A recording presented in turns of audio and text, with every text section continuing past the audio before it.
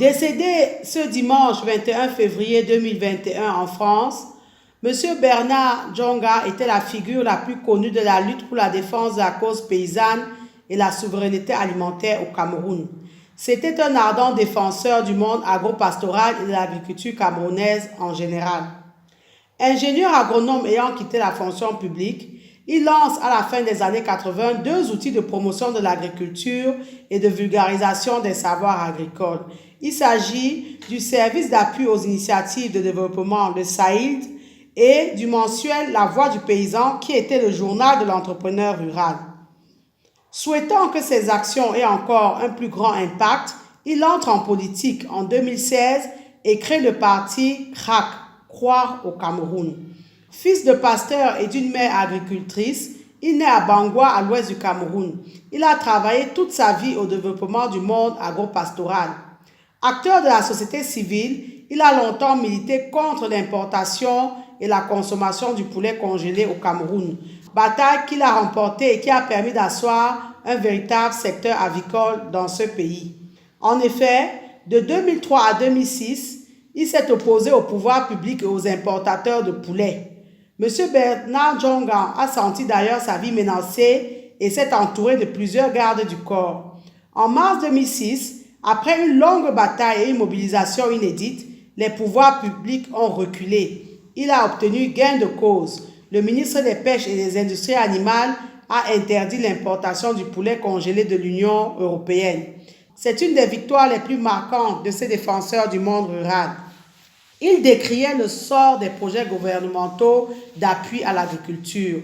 Il décriait l'inertie dans les différents projets d'usines de montage des tracteurs ou le déclin de différentes filières agricoles, dont la filière riz. Lorsque le Cameroun accorde 5 000 hectares de terre aux Turcs pour la production du maïs dans l'Adamawa en 2019, alors que les producteurs locaux ne font rien, M. Bernard Djonga s'est encore une fois indigné. Nous le citons. Les paysans qui manquent de semences sont abandonnés à eux-mêmes. Les producteurs locaux qui ont pour vocation de produire le maïs sont négligés au profit des investisseurs étrangers. Ce sont des aberrations qui nous laissent perplexes. Nous nous sommes battus pour que le potentiel national de production en agriculture ne soit pas galvaudé et que l'on n'importe pas le poulet congelé pour étouffer la filière avicole nationale. Nous avons obtenu les résultats de cette lutte en mars 2006. L'importation des découpes de poulet congelés a été interdite. On a vu comment la filière avicole nationale a décollé. Jusqu'à ce jour, l'élan est resté malgré la grippe aviaire et la négligence des politiques. Aujourd'hui, les Turcs sont venus produire le maïs pour la production de la provende à vendre aux éleveurs et c'est une autre bataille qui s'annonce. S'agissant de cette provende, le maïs constitue 70% des ingrédients. Il vient donc au Cameroun pour produire ce maïs pour commercialiser la provende sur notre marché. Fin de citation. Malheureusement, cette bataille ne l'amènera pas. Ami de l'altermondialiste français José Bové, il est aussi connu pour avoir dénoncé l'introduction des OGM lorsqu'il dirigeait l'Association citoyenne de défense des intérêts collectifs ACDIC. C'est donc un géant du monde agricole africain qui vient de s'endormir sans avoir vu le développement de son pays, cause pour laquelle il s'est battu pendant plus d'une trentaine d'années. AgriTV l'avait reçu en 2018, à la veille des élections présidentielles, où il souhaitait se présenter avec son parti, le CRAC. Il était venu nous parler des 40 mesures qui permettraient de développer le Cameroun par l'agriculture en 5 ans. Écoutez, ça va vous étonner. Le CRAC se porte très bien. Et le candidat qui est devant vous, il se porte aussi très très bien. J'accepte le candidat, oui, mais c'est une équipe qui porte le CRAC. Et pour d'aucuns, je profite de l'occasion pour le rappeler ici, pour d'aucuns, le CRAC c'est un parti jeune. C'est vrai, puisque le CRAC a été créé en 2014, mais c'était un très très vieux parti. Puisque le CRAC, en réalité, porte une vision du développement de notre pays que nous avons initiée depuis les années 80, plus particulièrement au moment où on crée le SAID et puis on crée le journal La Voix du paysan. Donc c'est une suite logique. Donc vous avez affaire aujourd'hui à un parti qui est jeune par rapport à la légalisation, mais un très vieux parti par rapport à l'expérience pour tout ce qui touche à l'amélioration des conditions de vie de nos concitoyens. Et à chaque parti politique, sa spécificité. Bon, et je veux même vous le dire, ça va vous étonner. Au départ, nous n'avons jamais voulu créer un parti politique. Au départ, il était question pour nous de faire un cran au-dessus de ce qui est acte de la société civile, de créer un vaste mouvement politique qui devrait porter un projet de société. Donc, à notre tête, on ne met pas en place un parti politique, mais on met en place un mouvement politique. Je pense que j'aurai l'occasion d'y revenir. Alors, quand on parle donc de mouvement politique, c'est le fonctionnement qui est notre mouvement politique. Nous avons tous les organes de fonctionnement d'un mouvement et d'un parti politique aussi, puisque pour se faire reconnaître, il fallait qu'on accepte cette appellation de parti politique. On tient nos assemblées générales, le bureau exécutif se réunit régulièrement, on discute de plusieurs sujets. Tenez, le projet que nous présentons aujourd'hui au Camerounais, mais ça a été le fruit d'âpres discussions. Parce qu'en fait de projet, il ne s'agit pas d'une compilation de promesses, non absolument, ou d'idées vagues, mais absolument pas. Il s'agit d'un diagnostic que nous avons fait de notre société sociale, politique, économique et même de l'environnement international sur 30 ans. Donc ce projet que nous proposons au Camerounais, c'est quelque chose qui a été construit sur la durée. Donc je vais vous avouer un regard d'inquiétude. Vraiment, nous sommes inquiets, nous, au sein du CRAC, et nous ne cessons de réfléchir sur le contexte actuel au Cameroun, parce que vous ne les avez pas tout énumérés. Il y a cinq gros problèmes qui menacent notre société. Vous avez oublié plein d'autres problèmes. Il y a 5 gros problèmes qui, à nos yeux, à notre analyse au sein du CRAC, menacent notre société. Avec votre permission, je peux bien les énumérer. Alors, commençons par la paupérisation de nos populations. Nos populations sont pauvres. Le taux de pauvreté chez nous est exagéré. Il faut le reconnaître, surtout par rapport à la richesse naturelle dont notre pays est nanti. C'est exagéré. Donc, vous avez une bonne partie des Camerounais, dans les grandes villes, Yaoundé et Douala, qui à longueur de journée, courent après le pain quotidien. Alors, vous comprenez qu'avec et qui plus est, et chose plus dangereuse, ce sont des jeunes. Vous comprenez qu'il est extrêmement difficile de pouvoir construire un projet de société, de pouvoir penser un projet de société avec des personnes qui sont affamées, avec des personnes qui courent au quotidien. Le degré de corruption, le degré de dilapidation, de détournement des fonds publics, c'est légendaire au Cameroun, vous voyez. Et puis, ce qui est extrêmement, moi je dirais, inquiétant dans ce contexte-là, c'est qu'à la fois, on a des populations extrêmement pauvres, avec une extrême minorité extrêmement riche. Je ne sais pas si vous réalisez. Et si cette minorité extrêmement riche, la richesse était le fruit de son travail, on pouvait dire oui. Malheureusement, c'est le fruit de détournement. Ça, c'est un autre mal de notre société. Autrement dit, le fossé social est énorme. Ah oui, il est profond, le fossé social, il est profond. Et c'est même de ça ça exacerbe l'autre élément que vous avez évoqué, le communautarisme et le tribalisme qui est en train de refaire dans notre société aujourd'hui. Ça exacerbe cela. Donc ça, c'est le troisième élément d'inquiétude. Bon, évidemment, on ne peut pas exclure le contexte, je dirais le contexte d'insécurité ou de trouble ou bien de guerre ou bien de sécession, appelez ça comme vous voulez, qu'on a à la fois en zone anglophone et aussi en zone de l'extrême nord avec Boko Haram. C'est des choses qui sont nouvelles. Et quand vous ajoutez à ça un contexte électoral, on est en période électorale. Vous imaginez, la période électorale, ce n'est pas une période où on peut aborder les problèmes de société avec sérénité. Malheureusement pas. Alors, le malheur dans notre société aujourd'hui, c'est que, et ce qui nous inquiète au CRAC, c'est que ces problèmes-là surgissent dans un contexte où on va aux élections présidentielles. Aux élections de manière globale, comme vous le savez. Et ça, c'est extrêmement inquiétant. Quand nous proposons, par exemple, la région de l'Ouest et la région du Nord-Ouest, qui fusionnent pour donner une seule région, qu'on pourrait appeler la région des hautes altitudes, ou bien les Grassfields. Mais on a affaire à deux populations qui ont des similitudes énormes en termes culturels et en termes de coutumes, vous le savez. Anthropologique, mais tout à fait, mais vous le savez. Je ne sais pas si vous réalisez. Je vais plus loin en restant dans cet exemple. Imaginez qu'aujourd'hui, dans la zone anglophone, particulièrement dans le Nord-Ouest, déjà, il y a des sécessionnistes qui revendiquent une certaine autonomie forte. Mais imaginez donc que, dans le cas où on fusionnait ces deux régions, nos concitoyens d'obédience anglophone, ils deviennent majoritaires dans cette nouvelle région des hautes altitudes, qui devrait, dans notre position, être un État, parce que vous n'êtes pas allé trop loin. Parce que non seulement nous proposons la division de notre pays en 5, mais nous proposons qu'on pousse la décentralisation jusqu'au fédéralisme. Alors imaginez donc un État fédéral qui sera appelé les Grassfields ou bien les hauts plateaux de l'Ouest. Dans cet État des Grassfields, vous allez remarquer que la population anglophone sera majoritaire. Ça fait 52% dans cette population-là. Je ne sais pas si vous comprenez, c'est-à-dire qu'on mettra en commun ce qu'est la population de l'Ouest aujourd'hui et ce qu'est la population du Nord-Ouest aujourd'hui. Elle est majoritaire et elle revendique cela. Plus d'autonomisation et elle est un peu plus forte à l'intérieur du fédéralisme. Je ne sais pas si vous me comprenez. Alors c'est pour vous dire qu'en réalité, l'aspect économique que vous évoquez est secondaire. Et nous allons jusqu'à dire que si on avait cette approche depuis, vous allez voir que les problèmes anglophones que nous gérons aujourd'hui, on ne l'aurait pas vécu de la même manière. Puisque en réalité, on pouvait aller rechercher les solutions dans les coutumes, dans la culture, qui est commune entre les deux, entre la communauté francophone et la communauté anglophone. Je pense que vous êtes d'accord avec moi. Quand vous rapprochez le sud-ouest du littoral, ça les les Sawa et les Bagueli, vous constatez que là aussi, ce n'est pas un problème économique, c'est un problème de deux peuples qui ont des cultures, qui ont des similitudes dans leur culture, dans leur manière d'être et de vivre. Mais c'est pas simplement pas des frontières. Mais tout à fait, c'est toute chose. Alors que le sud-ouest, en termes anglophones aujourd'hui, est séparé par le nord-ouest, par une région qui est l'ouest. Je ne sais pas si vous imaginez. À la limite, ce serait inimaginable qu'il y ait un État entre deux parties de terre qui sont séparées par une autre partie.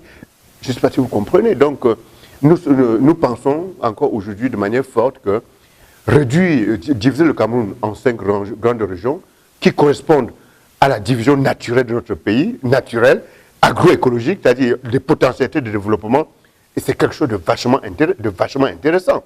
Et c'est même une solution à la crise actuelle. Je dis bien, et c'est même une solution à la crise actuelle, et c'est une double solution au problème de paupérisation de nos populations, et c'est une double solution au problème économique qu'il faudrait que notre pays puisse quand même décoller pour être à même de pouvoir nourrir ses populations. Vous voyez, nous disons ceci, l'agriculture c'est le premier levier. Est-ce que vous comprenez? L'agriculture est le premier levier.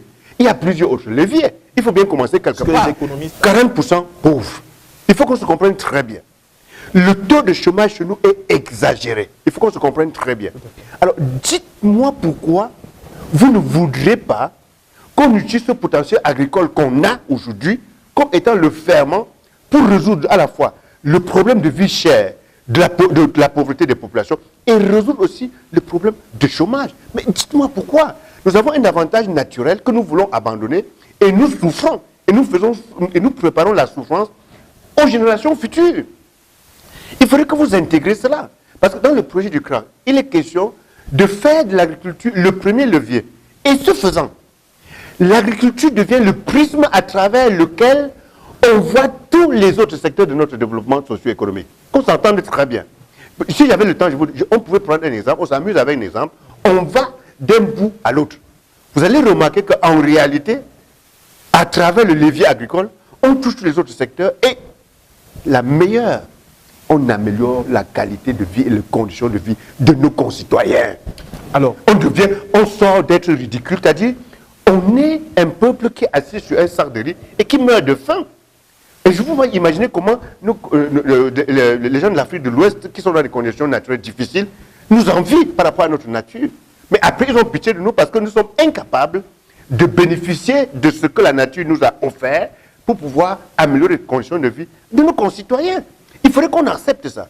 Je n'ai pas fini. Il faudrait que j'insiste sur ce mot. Ce que nous proposons, ça demande un courage. Et le premier courage, c'est de convaincre des Camerounais qui pensent et qui ne veulent pas comprendre ce projet. Ceux qui font de la caricature, ceux qui voient les choses de manière simpliste, et si vous me permettez le terme, ne proposent rien. Je vous ai posé une question simple. 70% de population pauvre. Un taux de chômage extrêmement élevé. Mais dites-moi comment on fait. Et, avec votre permission, les 3 régions les plus pauvres du Cameroun, vous avez l'extrême nord, le nord et le nord-ouest, d'après ECAM. Le taux de pauvreté est passé dans l'extrême nord de 55% à 73% sur 10 ans. Les 3 régions que je vous ai données sont comme par hasard les régions où il y a l'insécurité aujourd'hui. Mais regardons devant nous les régions où il y a l'insécurité, parce que ces régions sont pauvres. Est-ce que vous savez que l'extrême nord Cameroun, la population de l'extrême nord Cameroun, à la date d'aujourd'hui, caracole autour de 4 200 000 habitants. Et des 4 200 000 habitants, vous avez 85% de ces habitants qui sont en milieu rural. Donc, qui vivent de l'agriculture. Mais vous faites comment? C'est là où, en réalité, je suis embêté de dire la chose de cette manière, où un homme politique, ou un parti politique devrait être interpellé. Proposez-nous qu'est-ce que vous proposez? par rapport à un pays comme le nôtre, qui présente tant de caractéristiques. 70% des gens qui vivent de l'agriculture, 40% pauvres, des 40% qui sont pauvres, vous avez 60% qui sont en milieu rural. Prenons le cas de l'éducation. Au Cameroun, aujourd'hui, 40% des maîtres d'école en milieu rural sont des maîtres des parents d'élèves. Dites-moi comment vous pouvez améliorer l'éducation en milieu rural si vous n'augmentez pas les pouvoirs d'achat de nos parents qui sont en milieu rural. Ndjonga, qui est devant vous aujourd'hui? Je suis fils de pasteur. Ma mère était ménagère. J'ai été élevé avec l'argent du champ. Avec l'argent des arachis que ma maman faisait. Ce n'est pas avec ce qu'on donnait, ce qu'on donnait à mon père. Il n'avait pas de salaire. C'est que vous puissiez comprendre. Donc, aujourd'hui, avec le crack, nous croyons Dieu comme faire que nous devons inventer notre développement, choisir notre voie, en ayant le courage de partir sur notre réalité d'aujourd'hui. Et c'est là l'enjeu. Et c'est là où, à mon sens, on attend un homme politique, c'est-à-dire proposer des solutions. Mais dans le projet du crack, bon, déjà, dans notre constitution, la décentralisation est inscrite. Et le chef d'État a mis l'accent. Ce que nous proposons, c'est de pousser la décentralisation jusqu'au bout. Qu'est-ce que ça veut dire? Ça veut dire que si vous donnez, si vous laissez aux communes certaines prérogatives par rapport au fonctionnement des communes, par rapport à la qualité de vie des populations qui sont à l'intérieur de la commune, il faut accompagner ces prérogatives des moyens. Ce n'est pas le cas aujourd'hui. Donc on envoie quelques prérogatives et on n'envoie pas de moyens. Donc vous avez des communes qui ont dans le papier des rôles à jouer, des responsabilités à pouvoir assumer. Mais déjà pratiquement. Tout à fait, mais ils n'ont pas les moyens pour pouvoir le faire. Les moyens sont encore détenus au niveau de la centrale. Mais disons, il faut aller plus loin. Or, de manière naturelle, si vous poussez plus loin la décentralisation, mais c'est le fédéralisme. Parce que vous donnez la possibilité aux communautés de pouvoir prendre en main le développement de leur communauté. Quelque chose de vachement intéressant. Je ne sais pas si vous comprenez. Aujourd'hui, dans la date d'aujourd'hui, c'est un processus qui non seulement est inachevé, qui non seulement est imparfaite, mais qui est encore inachevé. Parce que les collectivités régionales ne sont pas encore, on ne les a pas encore créées. Elles ne sont pas encore mises en place. Pour vous dire, donc c'est encore un processus qui est extrêmement lent à notre entendement. Or, le fait de cette lenteur n'empêche pas au problème de développement de s'accentuer. Donc, il est question pour nous de rattraper ce retard en passant rapidement, en essayant de parfaire la décentralisation et en faisant le pas au fédéralisme.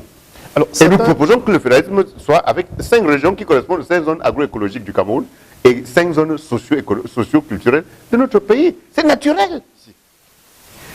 La région du nord et de l'extrême nord que nous proposons de fusionner pour donner la région sahélienne, c'est 120 000 km². Écoutez-moi bien, 120 000 km, cette région-là. La région de l'ouest que nous proposons de fusionner avec le nord-ouest pour donner la région des hautes altitudes ou bien les grasses fields. C'est 41 000 km². Donc, rien qu'en termes de superficie, c'est 41 000 km². Donc, il y a une disparité entre les deux. Il faut que vous intégrez cela. Ça, c'est un. Si je prends encore la région de l'extrême dont je vous ai parlé déjà en termes de superficie, en termes de population, la région de l'extrême nord, donc la zone sahélienne, c'est-à-dire le nord plus l'extrême nord, en termes de population, c'est 6,5 millions de population. Si vous ramenez ça à une région comme la région côtière, par exemple, c'est-à-dire le littoral, et puis le sud-ouest, c'est 5 millions. Il y a déjà une différence. Vous ramenez à l'ouest en termes de population, il y a déjà une différence. C'est pour vous dire qu'en réalité, lorsqu'on doit gérer les États fédéraux, dont les communes, si vous le considérez la chose comme telle, il faudrait que chaque budget et chaque égard soit accordé à une région au prorata de sa population. Est-ce que je me fais comprendre? Je dis bien au prorata de la population. Si nous avons 22 millions de Camerounais et qu'il y a 22 000 francs à partager, si vous permettez le terme, il faut qu'on considère que chaque Camerounais a 1 000 francs. Donc la région qui aura 10 millions de Camerounais aura 10 millions. Celle qui aura 3 millions de Camerounais aura 3 millions. Est-ce que vous comprenez? Donc c'est pour vous dire qu'en réalité, dans ce que nous proposons, un développement qui est basé sur le développement du potentiel naturel de chaque région, il faudrait que l'investissement qui est affecté aux régions corresponde aux besoins de transformation des richesses de cette région-là. Quand vous avez la région de l'Est, du centre, une partie du centre, et une partie du sud qui forment la zone forestière, c'est la zone forestière. Ça veut dire qu'il y a du bois. Nous proposons que très rapidement, qu'on fasse émerger des écoles de transformation du bois en envoyant nos jeunes en Asie du Sud-Est, en Europe, pour qu'ils maîtrisent toute la technologie qui va dans la transformation du bois. Et que le bois consommé au Cameroun soit traité localement. Chaque année, aujourd'hui, on importe environ 9 milliards de francs pour les meubles et bois de l'extérieur. Même notre bois qui sort, ça revient. Or, si on a cette vision, ça veut dire que le gros du budget qu'on va affecter en zone forestière doit prendre en compte cette nécessité d'accélérer la formation et la mise en place des infrastructures de transformation du bois dans cette région. Donc, les budgets des régions sont calculés en fonction de la demande que chaque région met sur la table pour pouvoir accélérer le développement de cette région et du Cameroun de manière entière en puisant sur la richesse et la spécificité de la dite région. C'est aussi simple que ça. Donc, il est hors de question, en divisant en parts égales, on accentue la fracture sociale. Il faut le reconnaître, c'est la société qui est la nôtre. Il faut reconnaître les choses comme telles. Je vous donne un second exemple, puisque je reste dans le projet. Alors, nous proposons qu'on apporte les subventions en milieu rural camerounais. Partout dans le monde, les pays qui sont développés ont mis en place des systèmes de subventions. Entre l'encadreur et le producteur, l'État entre en relation avec eux sous forme d'un contrat de performance. C'est ce que nous proposons. Et comme je vous l'ai dit, ce que nous proposons ici, c'est le fruit d'un diagnostic. Ça résout tous les problèmes de détournement, tous les problèmes de corruption qui existent à l'heure actuelle. Et nous allons plus loin. Nous demandons dans une des mesures parmi les 40 que les fonctionnaires techniciens soient complètement exclus de la gestion. Moi, je suis ingénieur agronome. Je dois m'atteler à accompagner les paysans, pas à gérer les projets, pas à gérer les finances. Et pour tout ce qui est finance, nous proposons qu'on mette en place une agence. Une agence pour les projets centralisés dans une seule agence. Mais bien évidemment, la gestion des projets doit être centralisée dans une seule agence qui sera décentralisée dans les régions et même dans les départements. C'est ce que nous proposons. Et c'est faisable. On aura des professionnels qui ont une formation pour bien gérer. On mettra en place un système de contrôle. Un contrôle qui sera aussi fait par les paysans, par les producteurs. Vous pensez que la corruption n'est que camerounaise? Mais à l'intérieur de ces institutions, il y a la corruption. C'est très grave ce que vous dites. J'assume. Mais écoutez, je dis ce qui est vrai. Mais juste ce que nous avons vérifié. C'est-à-dire que parmi ces bailleurs de fonds également, je dis bien que parmi ces institutions, on a aussi des agents qui sont complices de corruption. Je dis ce qui est vérifié. Donc n'allez pas croire que c'est parce que ça vient de l'extérieur qu'il n'y a pas de fait de corruption. Sur un certain nombre d'aspects, nous l'avons évoqué quand nous avons fait l'enquête du programme Maïs. L'argent qui faisait l'objet de détournement, c'était l'argent venu de l'extérieur. L'argent qui vient de l'extérieur a aussi beaucoup contribué à aggraver l'effet de corruption dans notre environnement. Il faut le reconnaître. C'est pour ça que j'insiste pour dire ceci. Le projet que nous proposons ici, il est bâti sur la base des fonds propres. Parce que nous avons des fonds propres. Et c'est sur ça que nous montons ce projet. Vous m'avez parlé des partenaires extérieurs. Je ne veux pas dire qu'on va cracher sur l'argent qui vient de l'extérieur, mais non. Mais ça ne peut pas être l'ossature de notre projet. Ça ne peut même pas être l'essentiel du financement de notre projet. Absolument pas. Vous voyez? Et je l'explique. Dans ce document-ci, nous l'expliquons. Parce que, voyez-vous, en 2018, cette année, le budget du Cameroun, c'est 4 500 milliards. Les 4 500 milliards proviennent d'où? Vous avez environ 2 500 milliards qui proviennent des recettes fiscales, c'est-à-dire les impôts, les taxes, la douane, etc. Les contribuables camerounais aussi. Mais vous avez 500 milliards qui proviennent des recettes pétrolières. Donc ne venez pas me demander où on peut avoir de l'argent. Notre problème à l'heure actuelle, c'est plus un problème de gestion et de répartition des moyens que nous avons. Or, nous disons ceci, et nous avons le courage de le dire. Si le premier levier de notre développement, c'est le secteur agricole, qu'est-ce que nous faisons? On met le paquet sur tout ce qui permet à notre secteur agricole de pouvoir se développer, parce qu'à travers ce secteur, ce premier levier, on tue les autres secteurs, on résout le problème du chômage, on tue le problème de la vie chère, et on tue le problème d'enrichissement de nos concitoyens. Ce n'est que normal. C'est ce que nous proposons ici. Et nous allons plus loin. Nous demandons qu'on nous donne 5 ans. Mais donnez-nous 5 ans, vous allez voir si c'est faisable ou pas. C'est faisable. C'est faisable. 5 ans, c'est vite passé. Hein? Et c'est ce que nous demandons aux Camerounais. Alors ici, concrètement, nous avons fait une étude il y a 7 ans sur l'insertion des jeunes en milieu rural. Nous avons pris en compte les jeunes qui sont en milieu rural aujourd'hui, puisqu'il y en a, et ceux qui sont en ville aujourd'hui, puisqu'il y en a. De ceux qui sont en ville, il y a ceux qui sont prêts à aller en milieu rural, parce qu'ils aiment l'agriculture, mais ils n'ont pas de terre, ils n'ont rien. Il y a ceux qui aiment rentrer en milieu rural parce qu'ils ont un patrimoine familial en termes fonciers, etc.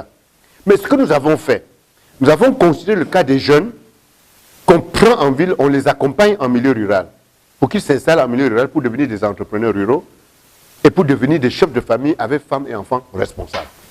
Tout calcul fait, avec 6 millions de francs, on installe un jeune en milieu rural, il devient un entrepreneur rural, en tenant très bien sa famille. C'est ce que nous avons fait comme calcul. Et autant que je vous le dise, on a été aussi rigoureux que vous ne pouvez imaginer dans nos calculs. Parce que le jeune que nous amenons en milieu rural, il ne va pas en milieu rural pour mourir. Il va en milieu rural pour vivre. Qu'est-ce que ça veut dire? Ça veut dire que nous avons intégré le fait qu'il doit être connecté, le fait qu'il doit pouvoir voir son match, le fait qu'il doit pouvoir aller à l'église, qu'il doit pouvoir... Je ne sais pas. Il doit vivre. Avoir un habitat qui est... Un environnement épanouissant. Épanouissant. 6 millions par jeune. Et ce que nous proposons, c'est que pour chaque région et chaque année, on dégage un budget de 15 milliards par région pour insérer les jeunes en milieu rural. À peu près combien de jeunes par an? 2500 par région. Ça veut dire que sur un an, pour les 5 régions, vous avez 75 milliards et vous êtes sûr d'envoyer 12 500 jeunes à installer en milieu rural. Mais imaginez que sur les 12 500 jeunes qu'on envoie en milieu rural, on ait un taux de réussite de 70%, ce qui est extrêmement louable. Pour vous le dire, c'est-à-dire des jeunes qui deviennent des entrepreneurs, qui deviennent des responsables de famille et qui entrent directement dans le circuit de production et de développement national, puisqu'ils produisent. Mais c'est formidable.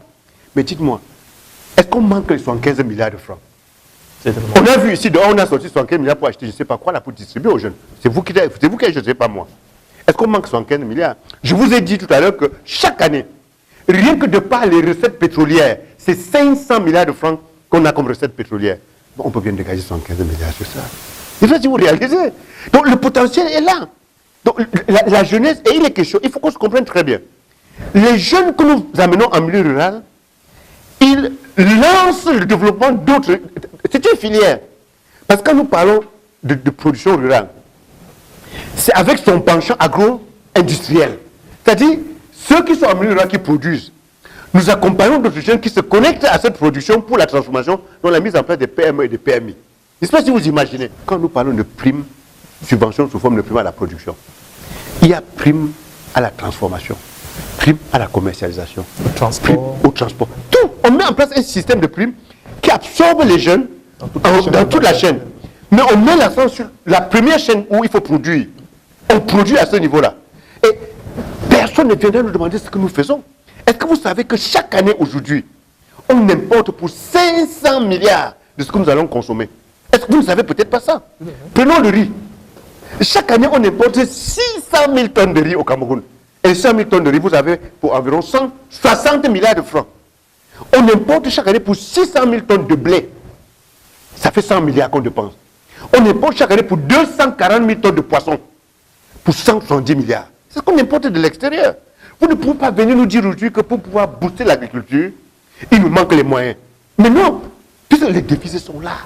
Donc, ce que nous sommes en train de faire, l'exemple que je vous ai donné concernant les jeunes, non seulement vous engagez les jeunes à la production, mais vous permettez aussi de pouvoir réduire la pression que nous avons sur nos devises. Faire en sorte que l'argent qui sortait pour importer ne sorte plus pour importer ce que les gens vont manger, mais que ça permette de produire plus et d'améliorer les conditions de vie de ceux qui produisent ce qu'on doit manger.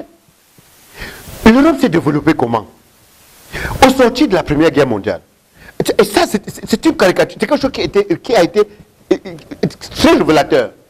On dit ceci aux producteurs, l'État qui dit ça, créer un champ n'importe où sur le territoire français. L'État vous apporte l'eau, la lumière et la route. Et c'était parti. On peut faire la même chose ici. Et ça a permis de développer le secteur primaire. Le secteur primaire se développant, il y a eu l'effet direct sur le secteur secondaire, c'est-à-dire la transformation et l'industrialisation. C'est le secteur secondaire. Une bonne partie des jeunes qui chômaient, regardez l'Europe aujourd'hui, s'est balancée dans le secteur de la transformation et le secteur d'industrialisation. Et ça qui a créé les tracteurs, les écoles polytechniques et autres. Ces jeunes que tu vois aujourd'hui dans les start-up. Et du coup, ça s'est balancé sur le secteur tertiaire, c'est-à-dire les services, c'est-à-dire les banques, les assurances. Mais ici, chez nous, nos jeunes sont là dehors. Pourquoi? Parce que nous avons fait mourir notre secteur primaire. Du coup, ces jeunes gars qui font dans les start-up, qui font dans les digital, toute cette force-là, on ne sait pas l'utiliser. Les gars chôment avec. Or, dans le projet que nous proposons, le premier levier, Nous proposons que chaque paysan doit avoir son carnet. C'est une autre mesure. De telle sorte qu'en début de campagne, on saura que voici ce que le paysan X a besoin pour faire une bonne campagne. Ça peut être les semences, ça peut être l'engrais, ça peut être, la machette. La simple machette, ça peut être ça. Il y a les paysans qui n'ont pas ça en milieu rural. On lui apporte ça en début de campagne. Parce qu'il y a son carnet. Alors, rien que la mise en place du fichier des producteurs, l'identification des producteurs. Mais nos enfants qui sont formés en informatique, ils vont vous sortir de ces logiciels et vous verrez qu'ils vont contribuer à la production et ils vont contribuer à la dynamisation du secteur du développement économique que nous sommes en train de vouloir aujourd'hui à travers le premier levier qui est agricole. Une des mesures ici, c'est la refonte de l'éducation de base. C'est qu'on n'a pas pris le temps de lire les 40 mesures. Les 40 mesures, c'est un projet de société qui est plein.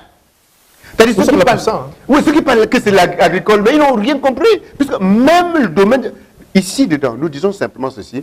Il nous faut revoir la formation, l'éducation à la base. Et nous allons plus loin en commençant à montrer l'exemple. Et nous disons là-dedans. Chaque maternelle doit avoir un champ et une ferme. Parce qu'il faut que nos enfants, à partir de 2 ans, qui commencent déjà à savoir d'où viennent les œufs qu'ils consomment, à savoir d'où vient la salade qu'ils consomment, qu'ils grandissent avec. Mais ça crée des vocations. Mais on n'a pas ça à l'heure actuelle. Si nous avons choisi que le premier levier agricole, mettons en place un système qui nous permet. Le Japon est une puissance technologique et industrielle. Au Japon, c'est à l'âge de 2 ans qu'on apprend aux enfants à coder. Mais chez nous, on veut être un pays avec une puissance agricole. Mais à partir de 2 ans, il faut que nos enfants commencent déjà à savoir ce que c'est qu'un champ, à savoir ce que c'est qu'une ferme. Et on reverra ainsi l'éducation. Parce que, à vouloir montrer aux enfants d'où vient l'œuf que l'enfant mange, d'où vient la salade que l'enfant mange, du coup, dans la tête de l'enfant, il pense à la machette, il pense à la conservation, il pense à un ensemble d'activités connexes. Et ça grandit avec. Là, on tombe droit dans une formation qui est diplômante, mais diplômante et pratique. Pas une formation littéraire. À l'heure actuelle, on forme les gens à savoir où ils vont aller. Nos étudiants, essayez de voir aujourd'hui. Trouver un stage qui correspond à la formation des gens aujourd'hui, ce n'est pas donné. Parce qu'on fait des formations qui ne correspondent pas à la réalité de notre environnement. Mais c'est des choses qu'il faut qu'on change. Et nous le proposons dans les 40 mesures. Vous voyez? Et ça n'a pas très simplement à l'agriculture comme on est en train de le dire. Je veux prendre une autre mesure pour qu'on aille un peu plus loin. C'est ce que nous avons appelé l'aménagement du territoire. Si nous divisons le Cameroun en 5 régions, nous proposons ceci. Regardez en ville. Ici à Yaoundé, il y a ce qu'on appelle Maïtu. Qu'est-ce qu'un Maïtu fait? Fait le morcellement de terre 250-500 mètres carrés, met ces terres-là à la disposition des usagers qu'ils achètent, qui valorisent. Nous proposons aussi d'installer ce que nous avons appelé Maïtu, c'est-à-dire une mission d'aménagement des terrains ruraux. On va dans la Damawa, où il y a des espaces qu'on peut utiliser, qu'on peut valoriser. On morcelle aussi les terres agricoles, 50 hectares, 100 hectares, 200 hectares. On les morcelle, je finis. On les aménage, c'est-à-dire on apporte la route, on apporte l'eau d'irrigation, on apporte l'énergie. Et on met ça à la disposition des gens qui peuvent investir sur ces terrains. C'est ce que nous proposons. Si on le fait, vous allez remarquer qu'en réalité, comme nous avons mis en place un système de prime à la subvention, de subvention sous forme de prime à la production, dans la région de l'Adamawa, qui est une région hautement d'élevage, nous allons mettre en place une prime à la production du fourrage. Vous comprenez très bien, on subventionne la production du fourrage sous forme de prime. Ça veut dire qu'on va produire le fourrage qui permet de nourrir les bêtes. Ça veut dire qu'on va vers la densification de l'élevage. On gagne déjà sur l'élevage. Mais on libère un peu d'espace qui est aujourd'hui consacré au pâturage. On investit dessus. Une partie pour la production du fourrage, une autre partie pour la production des spéculations que nous aurons identifiées. Parce que sur chaque parcelle, nous pouvons aller jusqu'à faire l'analyse du sol. De telle sorte que l'usager, il sait où il va. On peut même proposer les cultures qu'il faut pratiquer sur tel bloc. Donc le bloc F qui est ici, 150 hectares, sur les 150 hectares, voici les caractéristiques du sol, voici les cultures qui correspondent à ces 150 hectares, voici la demande qui est sur le marché, et on demande aux investisseurs, décidez-vous. C'est faisable. ce problème, ce solution que vous apportez, ne réussira jamais. Qu'est-ce qu'il faut faire concrètement? Je vous l'explique. Déjà, il faut qu'on se comprenne très bien. Le problème de sécurisation foncière est dû au problème d'utilisation foncière. C'est-à-dire, si on met en place un système d'utilisation des terres, vous allez remarquer que ce que nous proposons ici, nous amenons de manière insidieuse et de manière bénéfique les populations à s'investir dans la chose agricole. Parce que quand vous entendez prime, subvention sous forme de prime à la production, qu'est-ce que ça veut dire? Ça veut dire qu'on vient dans la région de l'Est. On dit ceci, tous les paysans qui mettent en place 1 hectare de maïs et qui récoltent 3 tonnes à l'hectare, au moment de la récolte, on vous accorde une subvention sous forme de prime à la production de 250 000 francs, on peut mettre 300 000 francs. Cash qu'on vous donne à l'Est. Si on le dit maintenant, vous allez voir que l'investissement dans cette région par les populations dans la production sera élevé. Ça, c'est un des premiers problèmes. Sera élevé. Et si cela est élevé, vous allez remarquer que le système de primes qu'on accorde, comprenez-moi bien, quand on dit 300 000 francs, si vous faites 1 hectare et que vous récoltez 3 tonnes, ça veut dire que le chèque en blanc de 300 000 francs, ça peut remplacer le titre foncier que vous avez pour aller prêter de l'argent à la banque. Il faut qu'on se comprenne très bien. Parce qu'il y a un système d'encadrement qui est mis en place. Vous donnez une assurance à celui qui vous prête de l'argent que vous aurez de l'argent. C'est comme un fonds de garantie. Et comprenez-nous très bien. Donc, vous voyez que ça n'a rien à voir avec le titre foncier que vous évoquez comme étant quelque chose pour hypothéquer. Non.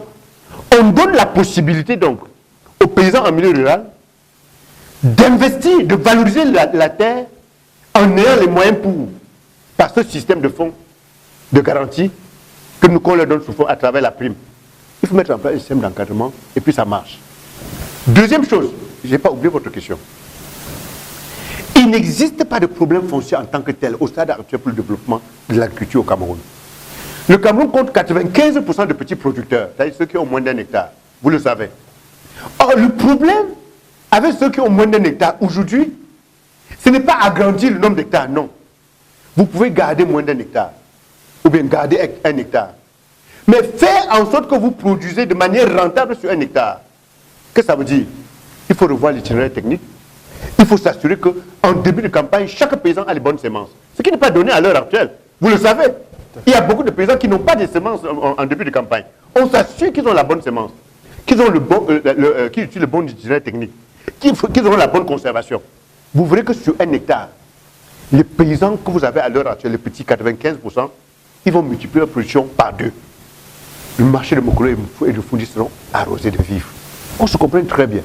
Donc c'est question d'approche. Et c'est pour cela que le projet que nous proposons au Cameroun ici, c'est vraiment un projet de société.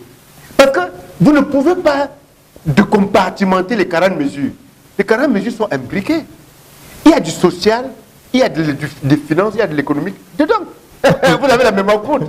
Mais le stade Amadou Aïdjo a été conçu par quoi? C'est pas l'argent du cacao, de l'ONSOPB. Dans les années 70. Même la loi Yaoundé doit être conçue par l'argent des paysans de la production. Nous parlons d'investissement dans le secteur agricole pour la production. Tout ce que vous apportez en milieu rural, comme prime, comme subvention sous forme de prime à la production.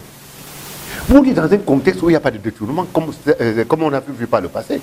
Puisque quand vous sortez 300 000 pour primer quelqu'un qui a fait 1 hectare de maïs, vous avez effectivement les 3 tonnes de maïs. Est-ce que vous comprenez? Vous avez les 3 tonnes de maïs, et les 3 tonnes de maïs que vous avez entre les mains, c'est une richesse. Qu'est-ce que ça fait les 3 tonnes de maïs qu'on a entre les mains? Ça permet à la provenderie de marcher, de continuer à faire l'élevage et de produire les œufs qu'on exporte aujourd'hui au Gabon, qu'on exporte aujourd'hui en République centrafricaine, de faire entrer les devises. Il faut que vous compreniez ça. Je ne vous ai pris que cet exemple-là. Ce n'est pas qu'on sort de l'argent pour investir, il n'y a pas de retour. On a affaire à un secteur, quand je parle le premier levier agricole. Pourquoi nous demandons 5 ans au Cameroun? Parce que c'est qu'il y a des régions du Cameroun où on a 2 campagnes par an. Je fais un complet. Il y a des régions où il y en a 2 campagnes par an.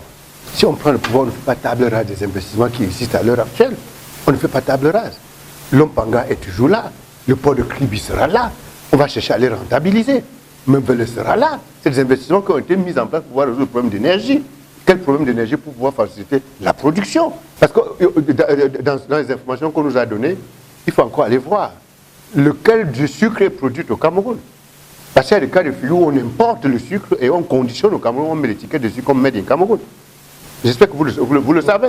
Vous imaginez un peu. Donc, il faudrait s'assurer que le sucre local qu'on est en train de protéger, c'est un sucre qui est effectivement issu de la production des usines que nous avons sur le plan local, c'est-à-dire des champs de canne à sucre à la transformation. Tel n'est toujours pas le cas. Lorsqu'on fera de l'agriculture de premier levier, on va investir dans les secteurs que nous pensons que ça dynamise le reste et ça réduit les importations. Dans le cas du riz, dans le cas du sucre, comme vous êtes en train d'évoquer, le cas du blé, parce que nous sommes militants pour que le pain consommé au Cameroun soit un pain enrichi aux farines locales. C'est ce que nous proposons. Donc toutes les pistes, vous avez toutes les pistes dans les 40 mesures. Et c'est pour ça que j'insiste pour dire ceci aux Camerounais qui sont en train de nous suivre. Ces 40 mesures-ci, c'est un diagnostic de notre pays que nous avons effectué sur 30 ans. Un diagnostic que nous avons effectué sur 30 ans. Donc tous les aspects que vous allez aborder, c'est des aspects que nous avons pris en compte. Donc il est question d'engager le maximum possible nos populations qui vivent dans la production et de faire en sorte que cette production engage maintenant d'autres Camerounais dans toute la filière que cette production aura enclenchée, du champ jusqu'à la table du consommateur. Ça, c'est le jeu que nous proposons à l'heure actuelle. Et c'est faisable. Nous avons tout le potentiel. Donc, la division du pays en 5 régions, c'est un des éléments forts aussi. Puisque pour la chose de la décentralisation, je vous ai clairement dit qu'on vit une situation où il y a des prérogatives qui sont laissées aux structures décentralisées, mais il n'y a pas les moyens pour pouvoir assumer ces prérogatives. Donc, ils ont les prérogatives sans les moyens. C'est le cas de figure que vous êtes en train d'évoquer à l'heure actuelle. Et dans ce cas de figure, vous convenez avec moi que, au regard de ce qui se passe à l'heure actuelle, les communes n'ont pas les moyens pour implémenter un projet de développement en leur sein. C'est ça la réalité. Dans notre pays, nous disons clairement ceci. Une fois, si nous avions les moyens, en réalité, et quand il parle de moyens, c'est moyens politiques. En réalité, l'État et l'administration doivent être mis au service du projet et du citoyen. C'est-à-dire doit être revu dans tous les aspects que vous évoquez là. Donc vous êtes en train de m'amener à pouvoir commenter quelque chose que nous sommes en train de rejeter, de vouloir faire changer. Soit, si vous comprenez. Et faire changer, dans ce que j'ai expliqué, c'est déjà être très précis pour les prérogatives qu'on donne à cette structure décentralisée, être très précis sur les moyens que nous supposons être à la hauteur des prérogatives qu'on leur a cédées. Tel n'est pas le cas à l'heure actuelle. Et je vais plus loin en affirmant ici que pour le CRAC, nous pensons que la décentralisation poussée au bout donne le fédéralisme. Et c'est sur quoi nous insistons. Alors, là, c'est toute une autre logique de gestion de la cité, toute une autre logique de gestion de l'administration. Et c'est ce que nous proposons aux Camerounais. Je vous ai évoqué les 2 problèmes qui, à notre sens, minent notre société aujourd'hui, le chômage et puis la paupérisation de nos populations. Comment on fait pour changer cette situation? Voilà un débat sur lequel nous sommes prêts à nous asseoir sur n'importe quelle table. Et j'ai insisté pour vous dire que le projet, la spécificité que le CRAC a aujourd'hui, c'est que le projet que nous portons est proposé aux Camerounais de toute obédience, en transcendant les clivages politiques, politiciens, les clivages ethniques, les clivages religieux. Je vous l'ai clairement dit. Donc on est prêt à discuter de ce projet avec n'importe quel Camerounais. Il faut que vous intégrez cela. Autre chose, il faudrait bien que je vous le dise aussi une fois de plus, en 2011, on n'était pas candidat. On a commis un pacte où nous avons proposé à ceux qui étaient candidats. Il faut qu'on se comprenne très bien. Le candidat élu n'a pas accepté le pacte. C'est pour ça que nous avons changé. Donc aujourd'hui, nous avons fait un projet que nous proposons aux Camerounais. Vous venez encore, vous me cherchez à me ramener sur une table où on réduit les Camerounais à un certain nombre d'individus. Je dis que non. Nous proposons ce projet à tous les Camerounais. Tout ce que vous évoquez comme étant des leaders d'opposition ou pas, c'est des Camerounais. Quel que soit leur bord. Et nous sommes prêts à discuter avec eux d'un projet qui aille dans le sens des 2 problèmes qui sont à l'origine de tous les autres problèmes que nous rencontrons dans notre société aujourd'hui que j'ai cités.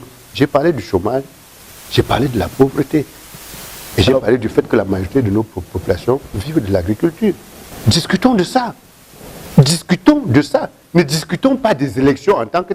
Les élections dépendent de ça. Il faut qu'on se comprenne très bien. Les élections dépendent de l'engagement qu'on amène les populations à prendre quand ça s'y concerne ces élections. Cette nuance est très importante.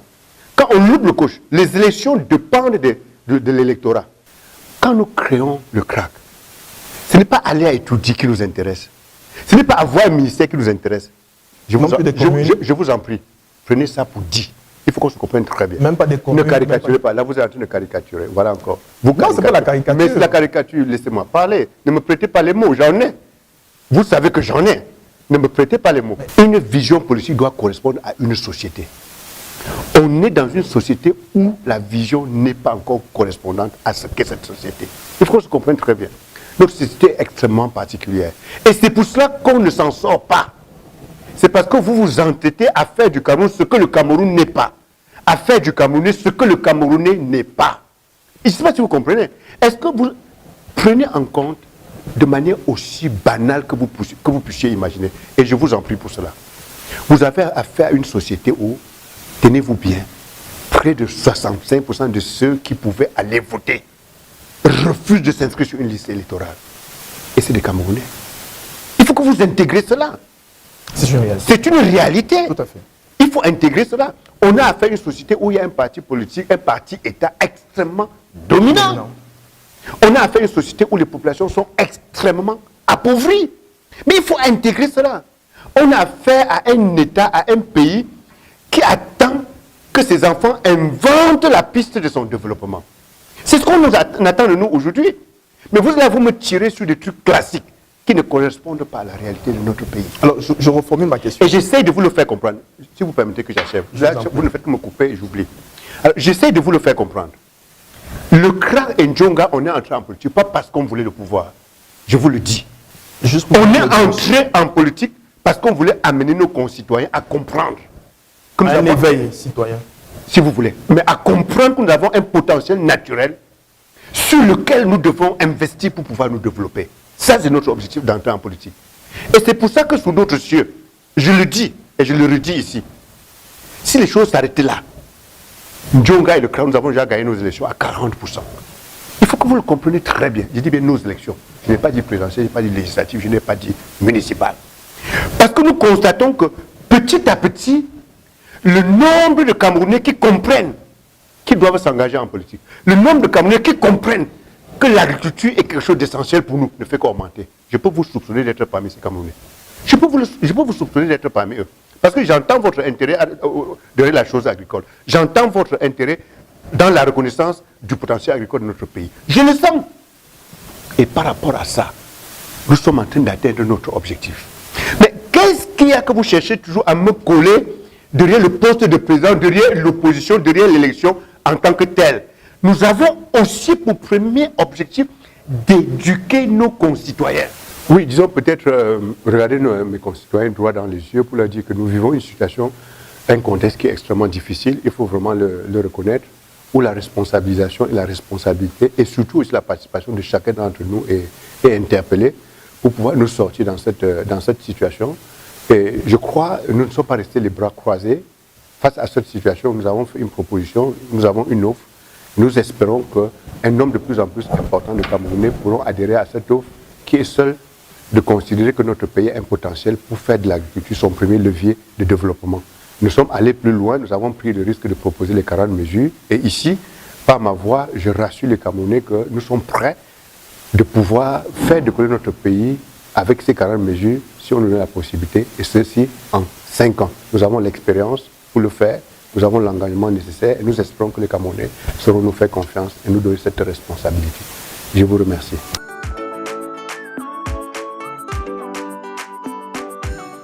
Je voudrais vous parler d'un homme qui s'appelle Bernard Djonga. Qu'est-ce qui s'est passé au Cameroun?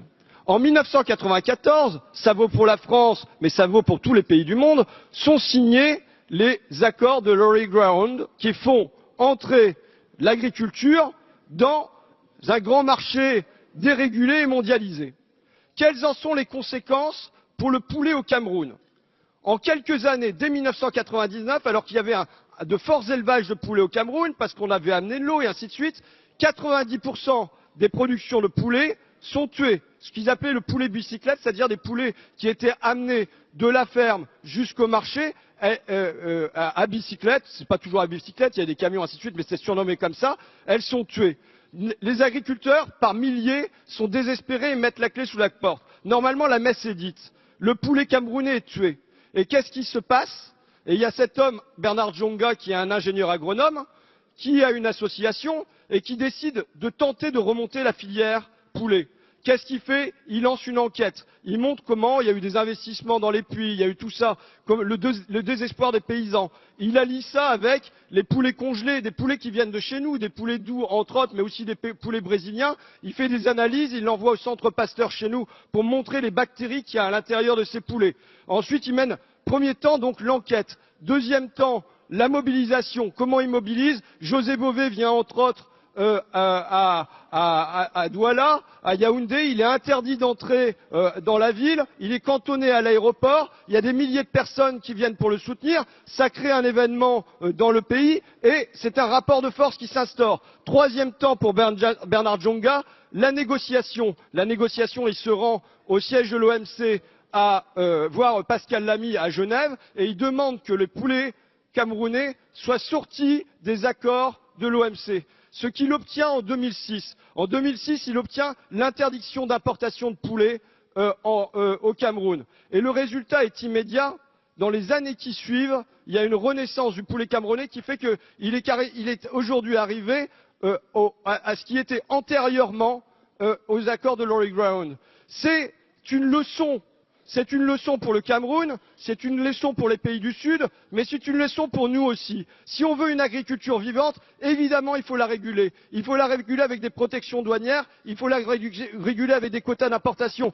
Mais c'est là où l'enjeu qui est le nôtre aujourd'hui dépasse largement le cadre de l'agriculture. C'est qu'on ne peut pas parler aujourd'hui d'agriculture et demain parler d'immigration sans lier les deux.